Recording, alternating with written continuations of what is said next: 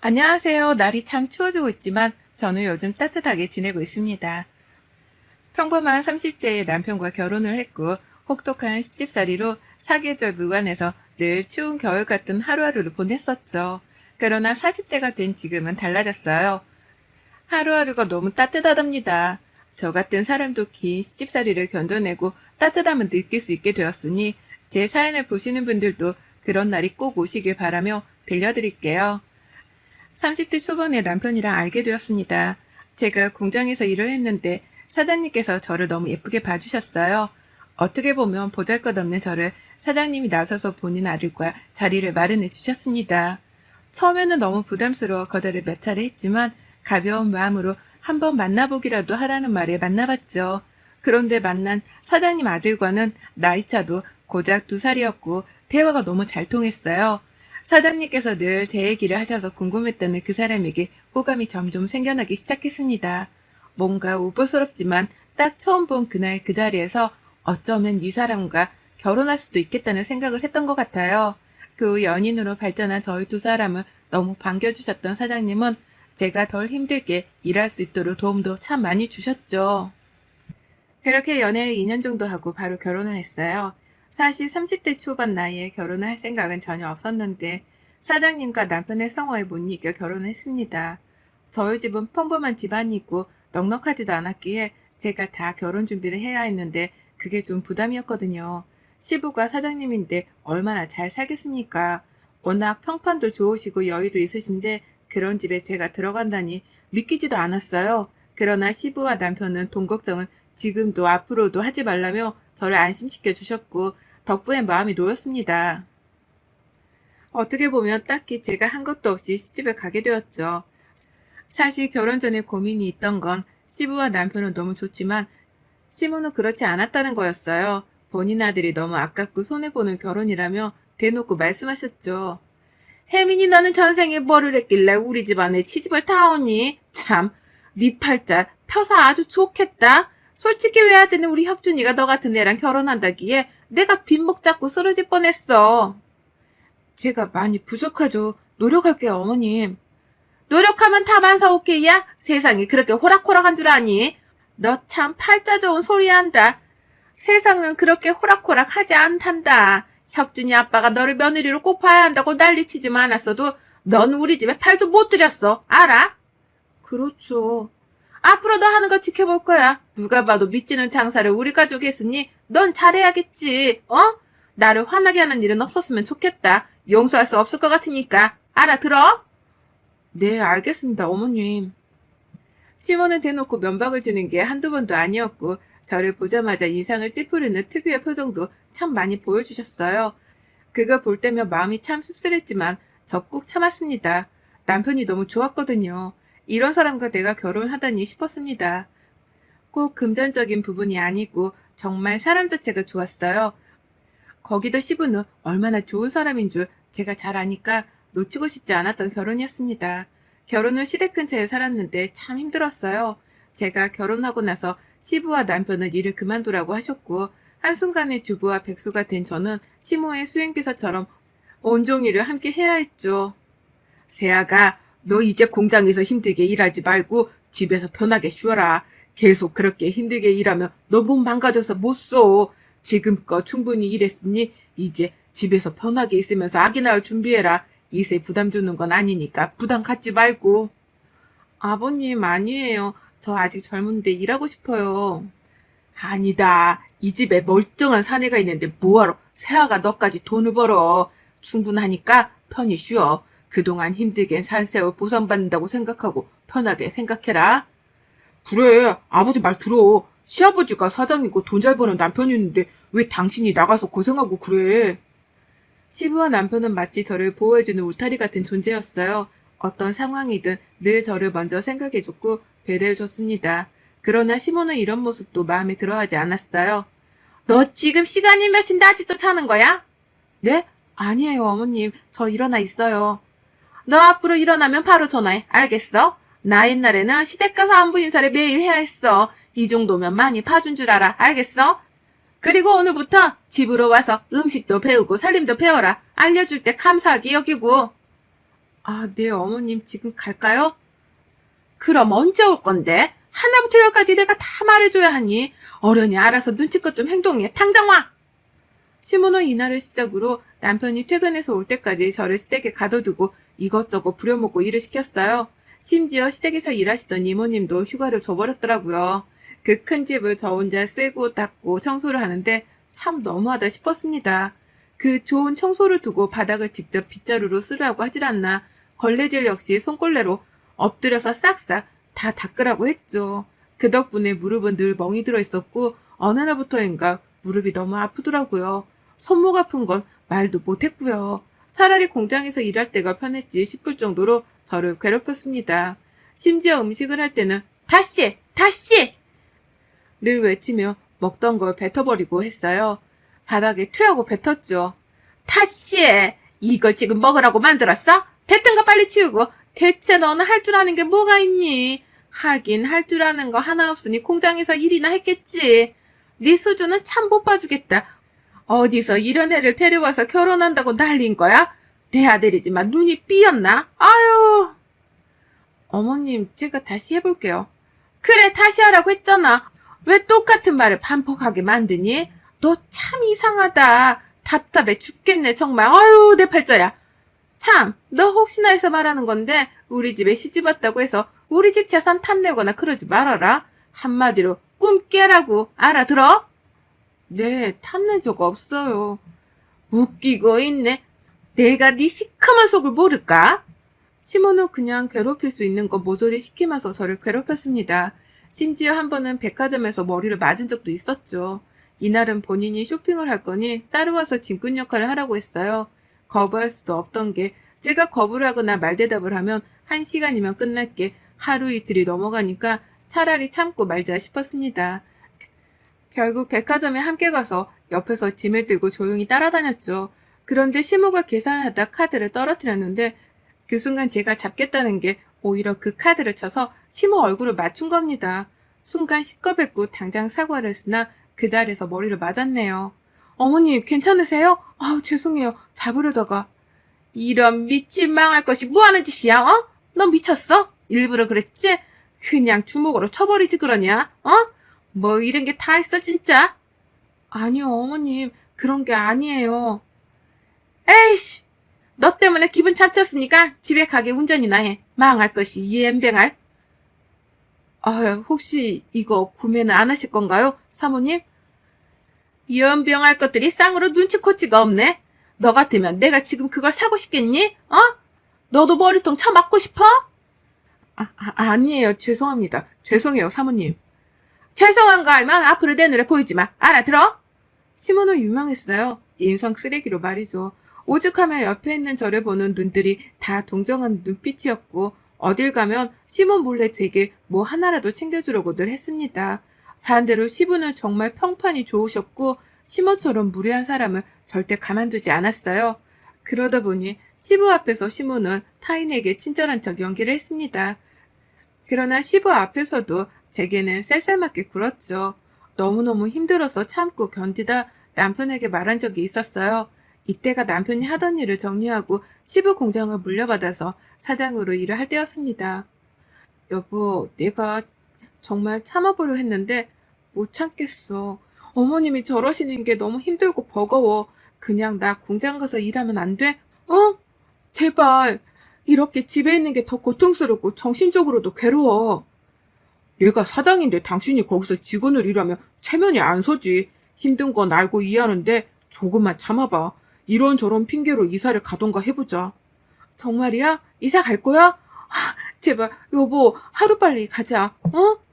그래 알겠어. 그렇게 힘들면 얘를 갖자. 당신이 임신하면 엄마도 솔직히 아무것도 못 시키지 않겠어? 이런 마음으로 아이를 갖는 건 아이한테도 못할 짓이야. 그건 아니라고 생각해. 당신 편하라고 말해본 거야. 뭐 방법은 생각할수록 많아질 테니까 한번 생각을 해보자. 그래 알겠어. 고마워 여보. 남편은 사장이 되면서 일이 많아진 건지 늦게 귀가하곤 했습니다. 그런 남편을 보며 저는 너무 열심히 해주는 것 같아서 다행이고 고마웠어요. 그런데 시부에게 연락 한 통을 받았죠. 세아가 나다. 다름이 아니고 요즘 혁준이 집에 언제 들어오니? 네? 일이 많아서 거의 새벽에 오고 있어요. 새벽? 새벽에 온다는 말이야? 매일? 네. 일이 많고 바쁘다고 하더라고요. 빨리 와야 2시 있고 4시 사이쯤 오는 것 같아요. 그래, 알겠다. 잘 지내고 있지? 바로 옆에 사는데 우리만 얼굴을 제대로 못 보는 것 같네. 아, 그러니까 말이에요. 그래, 조만간 주말에 저녁이라도 함께 하자. 뜬금없는 시부의 물음이 조금 이상했지만 대수롭지 않게 여겼습니다. 남편의 귀가 시간이 점점 더 늦기 시작했고 아예 외박까지 하고는 이른 오전에 제게 옷과 속옷을 가져다 주라고 연락을 하기도 했어요. 여보, 나 깜빡 잠들었는데 속옷이랑 옷 좀 가져다 줄래? 똑같은 걸 입고 근무하기가 조금 그래서 오늘 중요한 미팅도 있고. 알겠어요. 지금 갈게. 전 남편이 너무 열심히 일하는 줄 알았는데 공장에 들린 김에 오랜만에 함께 일하던 동료들을 만나서 점심을 먹으며 들은 얘기로 생각이 달라졌어요. 이야, 우리 혜민이 얼굴 핀 것 봐. 역시 돈이 최고지? 그런 부잣집에 시집가면 삶이 어때? 세상 공기가 달라? 무슨 소리야. 안 그래. 난 오히려 여기서 다 같이 일할 때가 더 좋았어. 웃기지? 에? 이게 무슨 배 아픈 소리야. 너 어디 가서 그렇게 말하지 마. 욕 먹는다? 그나저나 요즘 공장이 많이 바빠? 새벽까지 있어야 할 정도로? 누가 새벽까지 있어? 전혀 아닌데? 내가 이런 말을 해도 될지 모르겠지만 사장님, 그러니까 너희 남편 저대로 두면 안 될 것 같더라. 예전 사장님도 이 상황을 제대로 모르시는 것 같아서 걱정이야. 이러다 하루아침에 공장 문 닫고 백수되면 어쩌냐고 다들 걱정이거든. 왜? 무슨 일인데? 무슨 일은 일을 안 해, 일을. 미팅도 안 하고 맨날 놀러만 다니니까 솔직히 우리가 할 일도 없는 거야. 근무 시간인데 일거리가 없어서 손 놓고 있다니까. 그게 불편해서 거의 매일같이 공장 대청소나 하고 있어. 우리가 일이 바빠서 힘들었지. 언제 이렇게 안 바쁜 적이 있냐고. 이게 다 사장님 일을 안 해서 그런 거지. 뭐야? 정말? 미팅도 많고 일 바쁜 줄 알았는데? 야, 전혀 아니야. 제대로 알아봐. 그리고 예전 사장님께도 말 좀 해봐. 이러다 진짜 공장 망할까봐 무섭다. 심지어 지금 2달째 급여도 제대로 못 받은 사람도 있대. 이거 심각한 문제잖아. 내가 여기에 10년 다니면서 단 한 번도 급여 문제로 걱정한 적 없는데 요즘은 무섭다니까? 이러다 퇴직금도 못 받을까봐 미리 땡겨받을까 싶어. 저는 동료의 말을 듣고 너무 충격을 받았어요. 그러나 남편에게는 티내지 않고 시부에게 말을 할 참이었죠. 하필 안 좋은 일은 같이 몰아서 온다고 시부에게 말을 하려고 시댁에 갔을 때는 분위기가 좋지 않았어요. 세아가 왔니? 네, 아버님. 그런데 2분 무슨 일 있으세요? 아유, 내가 못 살아. 이봐, 집안에 사람을 잘 들여야 한다고 했지? 저거 온 뒤로 잘 풀리던 일들도 안 풀리잖아. 멀쩡하던 당신이 어떻게 하루아침에 간암이냐고. 말도 안 돼. 네? 간암이요? 아버님이요? 아버님 병원 어디로 가신 거예요? 확실하대요? 아이고, 별거 아니니까 걱정 말아라. 내가 또 가진 게 돈밖에 없으니 최고 병원에 최고 의사한테 수술 받으면 금방 회복할 거야. 걱정 마. 웃기지 마. 당신 그렇게 여유 부릴 때 아니거든. 당장 입원하자. 1인씩 빼뒀다고 하니까 가자고 얼른. 세아가 너는 집에 있거라. 놀랄 거 없어. 울지 말고. 네가 왜 울어 울기는? 이게 다 너 때문에 벌어진 일인데, 네가 똑바로만 했어봐라. 우리 집에 이런 불행이 찾아왔겠어? 저 단계 들어온 뒤로 똑바로 흘러가는 일이 아주 하나도 없어. 제게 시부의 간암 소식은 정말 세상이 무너지는 기분이 들 정도로 절망적이었고 눈물이 앞을 가렸어요. 저는 남편에게 전화해서 당장 알렸으나 남편은 또 일 핑계로 늦게 들어왔죠. 이것저것 평소에 좋아하시던 창거리도 만들고 챙겨서 병원으로 갔습니다. 그런데 들으면 안 될 얘기를 들어버렸죠. 제가 딱 갔을 때 시무와 의사가 밖에서 대화 중이었는데 그걸 듣게 되었어요. 거두절미하고 딱 말해보세요. 그래서 저 사람 죽어요, 안 죽어요? 사모님, 생명에는 지장은 없으니 걱정 마세요. 수술 최선을 다해서 할 거고 저희 의료진들 다 실력 뛰어나니 믿으세요. 아니, 지금 그게 중요한 게 아니라 간암이 심각하다면서요. 왜 안 죽죠? 거참 신기하네. 너무 열과성을 다할 필요는 없어요. 쉬엄쉬엄 하자고 이럴 때 쉬는 거 아니겠어요? 아유, 저 인간은 명줄도 기네. 아우, 내 팔자야. 저는 진짜 충격을 받아서 말이 나오지 않았어요. 어떻게 병상에 누워있는 시부를 두고 저런 말을 하지 싶었죠. 그때 깨닫게 된 것 같아요. 시모와 시부의 관계는 결국 시모가 돈을 목적으로 유지되고 있었구나를 말이죠. 못 들은 척 한참은 병실로 들어갔는데 환자복을 입고 수액을 맞고 있는 시부를 보니 가슴이 아팠습니다. 뭐야? 너 언제 왔어? 연락도 안 하고 오니? 여기가 무슨 네 친구네 집이야? 거참, 자꾸 왜 그렇게 새아같아 살살맞게 굴어? 당신도 자꾸 편들어주지 마. 편들어주니까 저 모자란 게 기고만장하지. 왔으면 할 거 하지. 왜 그러고 서 있어? 아버님 괜찮으세요? 이거 아버님이 맛있다고 하셨던 거 만들어서 조금씩만 싸왔어요. 식사 잘 나올 것 같아서요. 입맛 없으실 때 조금씩 꺼내서 드세요. 야, 여기가 1인시고 특식 먹을 건데 너 따위가 만든 반찬이 눈에 보이겠니? 어디서 음식물 쓰레기를 처리하고 있어? 그리고 수술하고 이러면 금식인데 약 올리냐? 생각이 없어?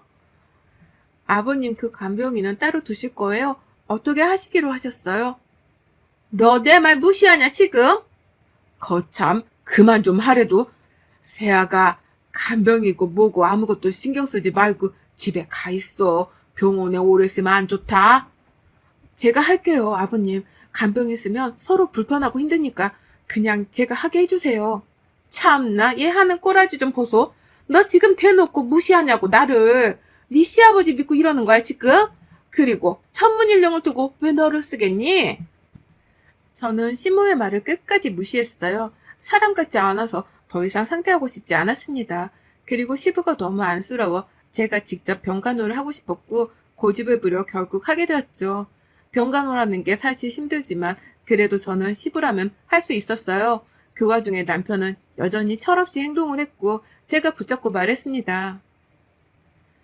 당신 정신 차려. 정말 왜 그래? 원래 이런 사람 아니잖아. 아버님 병상에 계시면 당신이라도 정신 차려서 행동해야지. 왜 그러는데 정말.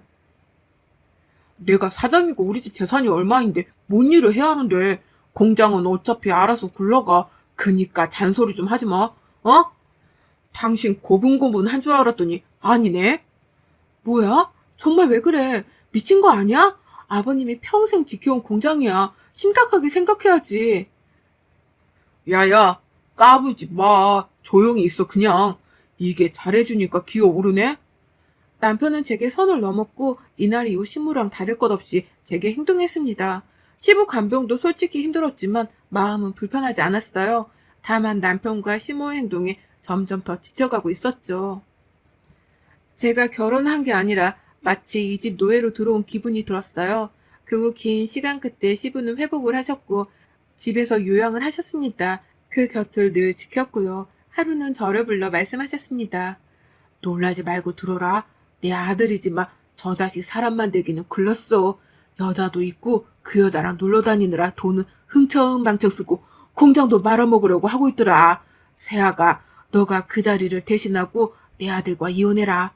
내 재산은 모두 너에게 줄 거니 새 인생 살아라. 나도 이혼하고 싹 다 정리하고 조용히 살 거다. 정말 충격적인 얘기였지만 남편의 외도 증거를 이미 다 확보해 두신 시부의 굳은 다짐을 보고 전 이 악물고 분에 넘치지만 사장 자리에 앉게 되었어요. 며칠 내내 밤을 새더라도 공장 복구하는데 힘을 썼고 저를 인정해주지 않던 직원들은 저를 인정해주기 시작했죠. 이 과정에서 시부의 도움으로 최고의 변호사들을 통해 이혼 절차도 밟았습니다. 남편의 외도와 시집살이가 결정적 사유였고 남편에게 위자료까지 받아서 나왔어요. 공장의 위자료에 시부의 재산까지 받은 저는 솔직히 평생 놀고 먹어도 충분했지만 공장을 지키는 걸로 시부에게 은혜를 갚기로 결심했죠. 시부와 남편은 노발대발했지만 결국 저와 시부에게 벌어진 저들은 처참한 인생을 맞이하게 되었습니다. 제가 자리를 잡고 안전해진 걸 본 시부는 지방으로 내려가셨고 전원주택에서 편히 살고 계세요. 몸도 많이 회복하셨지만 주기적으로 함께 병원을 가고 있습니다. 이혼 후 지금껏 명절이면 외로우실까 친정 식구들과 시부 이렇게 모두 시간을 보내고 있어요. 그리고 자주 내려가서 시부와 시간을 보내고 있답니다. 제게 시부는 아버지 같은 분이라 남은 생을 외롭지 않도록 함께 해드리려 해요. 너무 고통스럽고 처참한 시간 뒤에 시부가 계셨기에 전 오늘도 내일도 숨 쉬며 두 다리 뻗고 잘 살 수 있답니다. 여러분의 생각은 댓글로 남겨주세요. 오늘도 시청해 주셔서 정말 감사합니다.